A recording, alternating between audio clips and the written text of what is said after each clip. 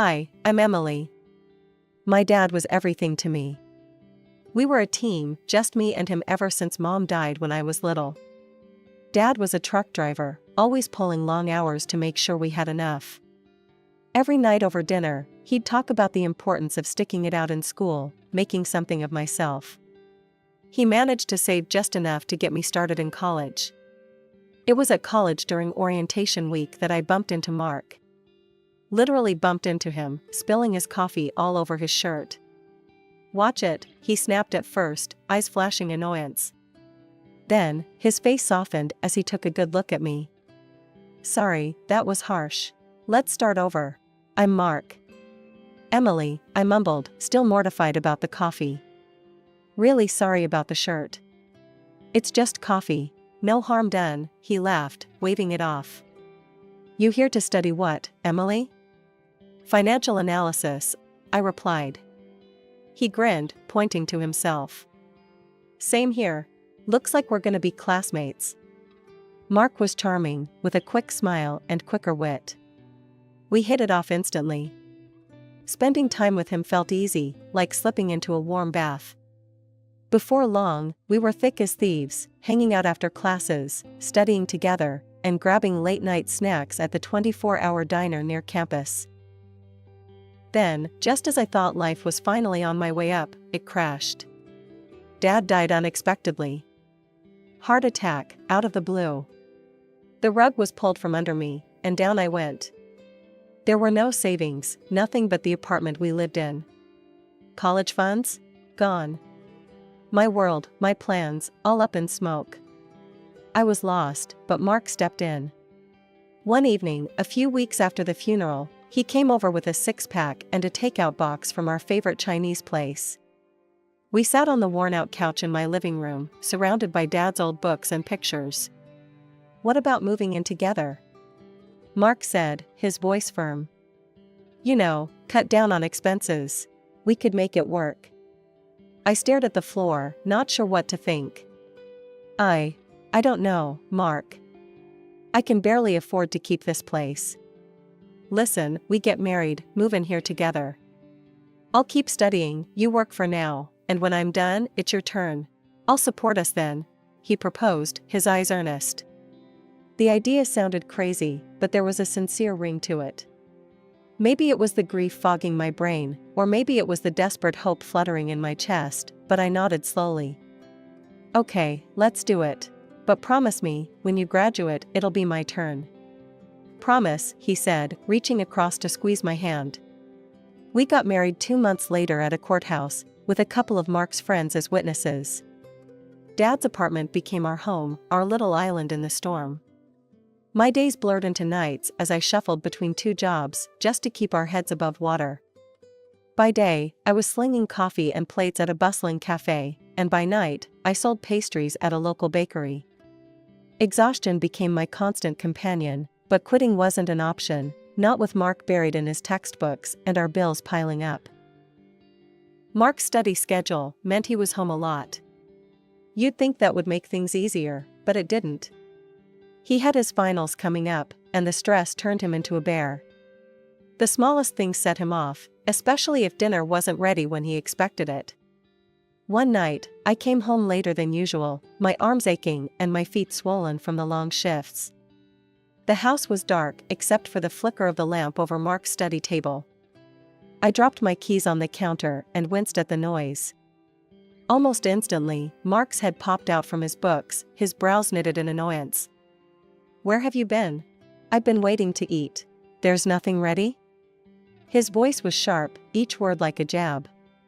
I sighed, leaning against the doorframe. "I'm sorry, Mark. The bakery was slammed today. I haven't even had a chance to take off my shoes yet." "Well, I'm starving. I can't study on an empty stomach, Em." His voice softened a bit, but the irritation was still there, hanging between us like a thick fog. "I'll fix something quick," I mumbled, pushing past the fatigue.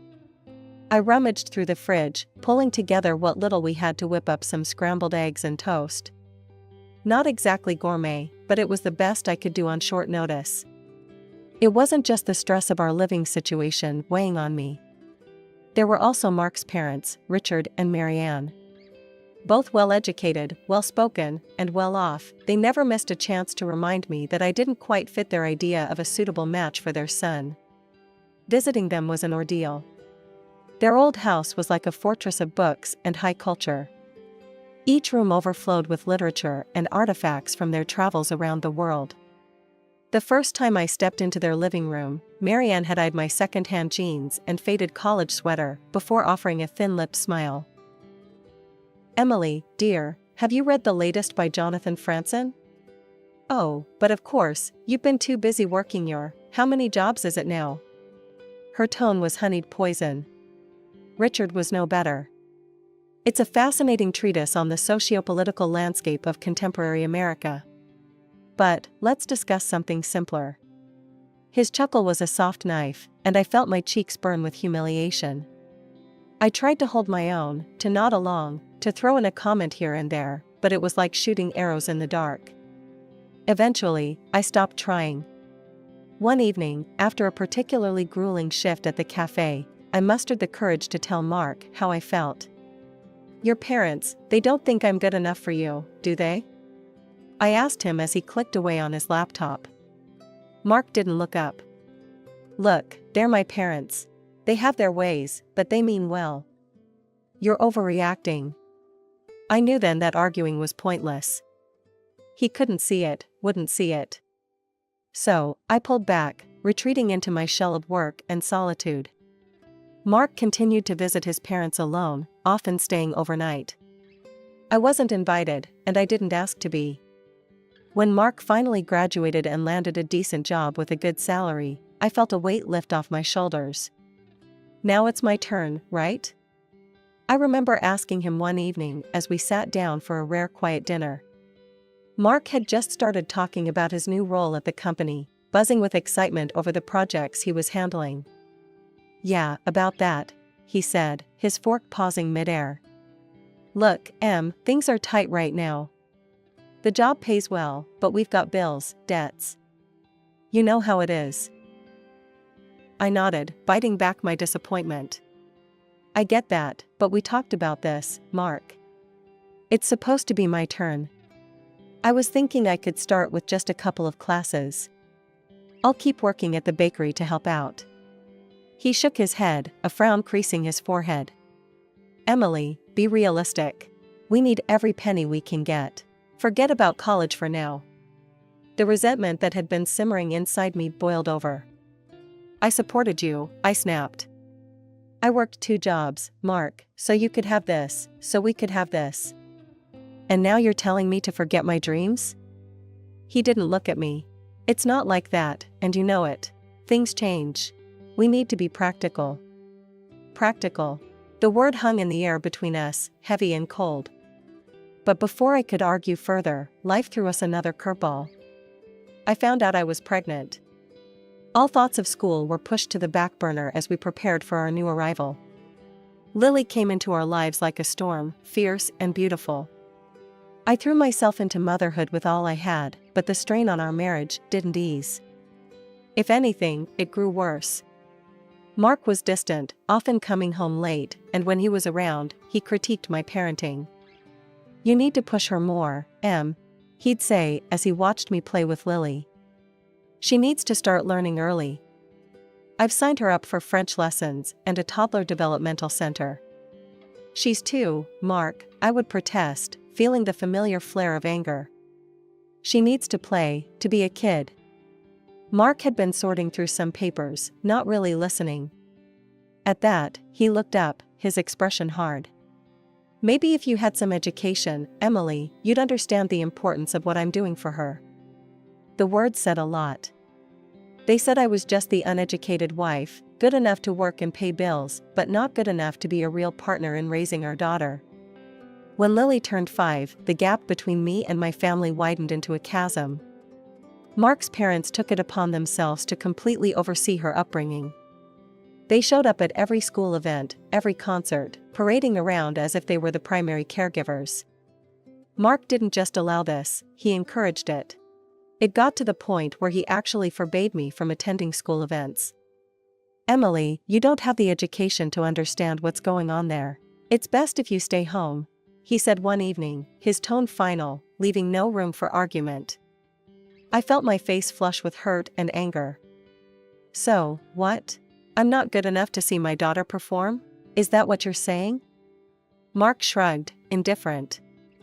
It's about what's best for Lily. My parents can provide the kind of support and image we need to project. You being there, it's just not right. I was stunned, words failing me as the sting of rejection from my own husband sank in. This wasn't just about me anymore, it was about our daughter, and the warped lessons she was learning about worth and family. Lily's behavior started changing too. She no longer saw me as an authority figure, much less a mother. When I asked her to tidy her room or finish her vegetables, she'd scoff and say, "Grandma says I don't have to listen to you." It broke my heart every single time. As Lily grew older, her disregard turned into embarrassment. One day, when Lily was about 13, she had friends over for a study group. I was vacuuming, lost in my thoughts about how distant our relationship had become. I turned the corner into the hallway, and there was Lily, her friends trailing behind her. Seeing me, she hesitated for just a second. Her eyes darted from me to her friends, and then, as if she'd made a decision, she said, "Oh, that's just the housekeeper." The words hit me like a physical blow. I stood there, frozen, as her friends nodded casually and followed her into the room. As soon as I was sure they were out of earshot, I rushed to the bathroom, tears streaming down my face. How had it come to this? How had I become a stranger in my own daughter's eyes? That evening, after Lily's friends had left and we were alone in the kitchen, I confronted Mark. "Did you know what Lily calls me in front of her friends? The housekeeper. That's what she thinks of me, thanks to you and your parents." Mark didn't even have the decency to look surprised. He just kept scrolling through his phone. "Well, what did you expect, Emily? You set yourself up for that by never pushing back. If she doesn't respect you, it's because you never demanded it." I stared at him, the man I had married, the man I had supported through college, and didn't recognize him. He was a stranger, one who valued appearances over family, image over substance. Turning 36 was supposed to be a fresh start, a chance to mend fences and rebuild the bridges. With that little hope, I booked a table at one of the nicer restaurants in town, a place where Mark and I once celebrated happier times. I even splurged on a new dress, something simple yet elegant, hoping to light up Mark's eyes like I used to. I came home that evening, the fabric of my new dress swishing softly against my legs, feeling a mix of nerves and excitement. "Mark, Lily, hurry up and get ready. I booked us a table for my birthday. It's going to be special," I announced, trying to inject some cheer into my voice. Mark looked up from his laptop, his face blank, while Lily didn't even bother to pause her video game. "Go out with you? In that?" Mark snorted first, and then Lily joined in, her laughter sharp and mocking. "What's wrong?" I frowned, looking down at my dress. "You think you look good? You look like a scarecrow," Lily scoffed, her words slicing through me. "I'm not going anywhere with you. You'll just embarrass us." "Yeah, let's not pretend we're some happy family. You're just an ignorant loser, Emily. What were you thinking?" Mark's voice was cruel, devoid of any warmth. The room spun a little, their words hitting like physical blows. "But I thought we could all have dinner together. Like a family," I stammered, my voice barely above a whisper. "A family? With you?" Mark laughed, cold and harsh. He thrust an envelope at me. Confused, I opened it slowly. It was a divorce application. "This is my final gift to you," he said, his tone final. I stood there, the paper shaking in my hands. This wasn't happening. It couldn't be. "We're moving out, Mom. To the nice part of town, with Dad." "There's no place for you there," Lily added, her voice echoing her father's disdain. "You can keep this old place." They packed their bags that night. I watched, numb and broken, as they hauled their belongings out of the apartment. Mark didn't look back, his steps never faltering. Lily followed him, her eyes avoiding mine, as if I were a stranger, not the mother who had cradled her, soothed her nightmares, and cheered for every little milestone. The door slammed shut, the sound echoing through the now empty apartment. I sank to the floor, my birthday dress crumpled beneath me, the divorce papers clutched in my fist. The tears came then, hot and unending, mourning not just the end of my marriage, but the loss of my daughter, my family, my whole world. The divorce was a brutal affair, stripped of any dignity or semblance of the love. When Mark sued for sole custody of Lily, claiming I was unfit due to my educational status and financial instability, the courtroom felt colder than any place I had ever been. Sitting there, the harsh lights of the courtroom felt like a spotlight, illuminating every failure I ever thought I had hidden. My in-laws were there, right beside Mark, united in their disdain for me.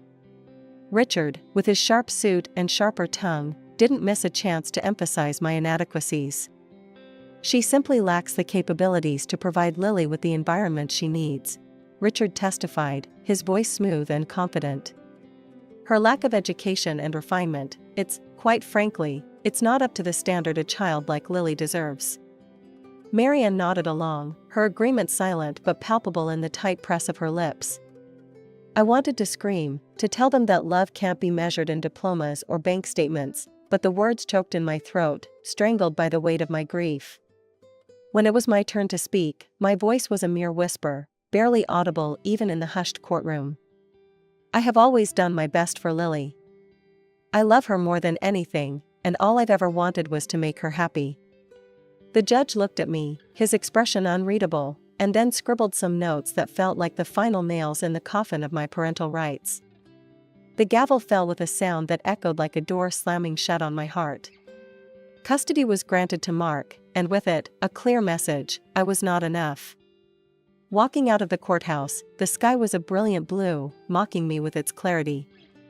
I felt anything but clear, everything was a blur, the faces, the city, my future. But amid the chaos of my thoughts, a spark of defiance flickered to life.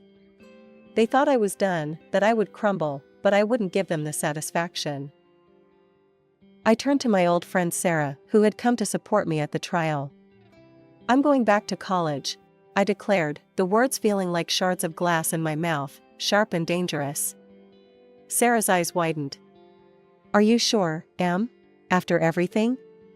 Especially after everything, I said, the resolve hardening inside me like cement. I need to do this, for myself. I need to show them, and me, that I'm more than what they think. The journey back to college was a Herculean task. I scrimped and saved every dime, and took on extra shifts at the bakery. The nights were long, filled with textbooks and the soft hum of my old laptop as I revisited lessons I had abandoned years ago. Social media was a constant reminder of the life I had lost. Pictures of Mark, Lily, and a woman with a too bright smile in luxurious settings filled my feed. They looked happy, untouched by the turmoil they had left in their wake. The sting of their apparent happiness fueled me, driving me to study with even more vigor. By the end of the semester, my grades were at the top of my class. The professors took notice, often using me as an example for younger students. See what determination looks like, they would say, pointing to my work. The recognition was bittersweet.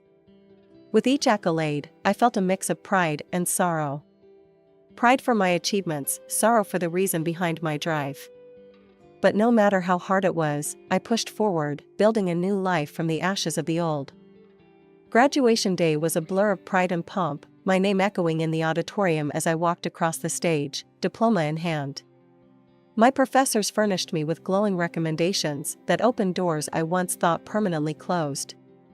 I landed a job at a reputable financial firm. Starting as a junior analyst, I immersed myself in work, my life becoming a cycle of reports, meetings, and endless learning. Within 5 years, I was leading my own department, a testament to the relentless nights and skipped social outings.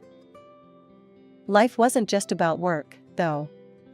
I bought a sleek, new car, one that hummed under my touch and gleamed under the city lights. My apartment, once a cramped space filled with reminders of a painful past, was traded in for a modern, spacious loft in a vibrant part of the city. I revamped my wardrobe, my new clothes sharp and empowering, each piece a reflection of the new me.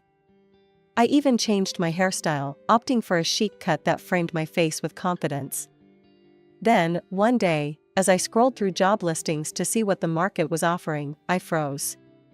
There, in bold letters, was an opening for a department head at a familiar company. It was Mark's company. The irony wasn't lost on me. A wicked part of me buzzed with the thrill of the potential drama. I applied, driven by the desire to restore justice. The interview was a series of rapid-fire questions, my answers sharp and sure. The panel was impressed, and by the end of the week, I had the job. The head of the company, Mr. Clarkson, introduced me to my new team. "Team, this is Emily. She'll be taking over as your new department head. I expect everyone to give her your full cooperation." The room was a mix of curious and welcoming faces, but one stood out, his expression unreadable. Mark. His shock was palpable, his eyes widening as he took in my transformation from the woman he once discarded to the boss he now had to answer to. After the introduction, Mark lingered, his pride obviously bruised. When we were alone with Mr. Clarkson, he couldn't hold back. "Why her? I applied for this position. I have more experience with the company." Mr. Clarkson looked from Mark to me, his expression calm. "Mark, while your familiarity with the company is appreciated, it's the broader expertise and strong leadership skills we need for this role. Emily brings a fresh perspective and a proven track record that you, frankly, haven't demonstrated. I suggest you learn from her." The words seemed to crush whatever pride Mark had left. He stormed out, slamming the door behind him with a force that echoed through the quiet office. I stood there, the ghost of a smile playing on my lips, not out of spite but out of satisfaction.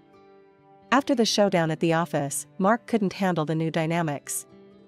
Within weeks, he resigned, his departure quiet but the talk of the office. I heard through the corporate grapevine that he struggled to find a similar position elsewhere.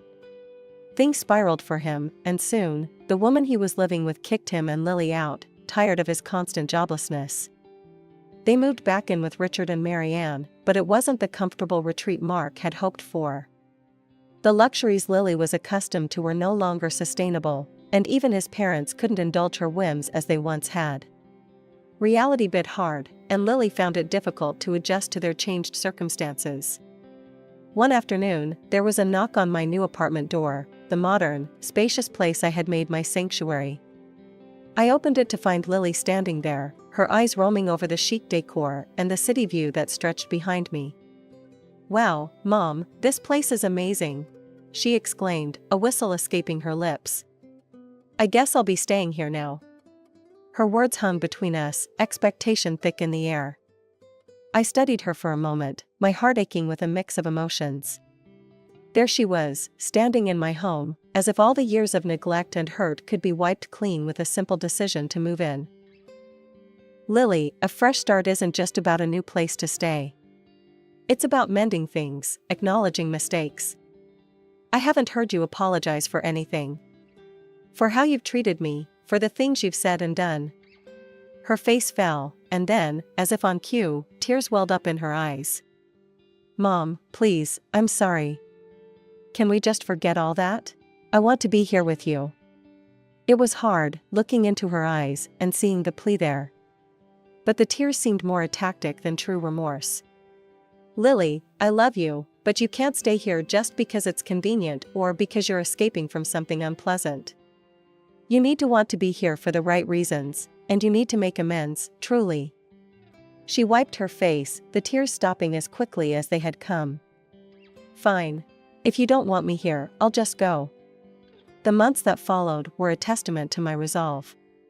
I heard from Sarah that Mark had started drinking, unable to cope with his bruised ego and the life he had dismantled by his own hands. Lily moved to another city, perhaps in search of the fresh start she had tried to find with me. Meanwhile, my career reached new heights. Life was good, stable, and fulfilling professionally.